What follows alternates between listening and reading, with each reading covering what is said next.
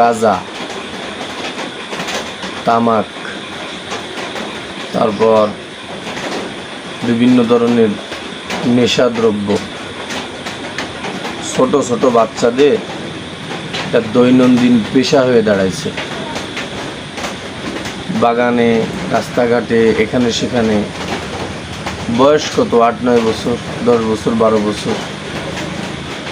এরকম অবস্থায় যদি এরা এইভাবে নেশা করে বেড়ায়, আবার সন্ধ্যাবেলায় আপনার বাড়িতে গিয়ে আপনাকে ঠিকই ফ্রেশ হয়ে বলবে যে না, এ ধরনের কোনো খারাপ কাজে সে জড়িত না। আপনার সন্তান আপনার বাড়ি থেকে বের হয়ে কোথায় যাচ্ছে, কি করছে না করছে, এগুলো আপনি কি খেয়াল করছেন?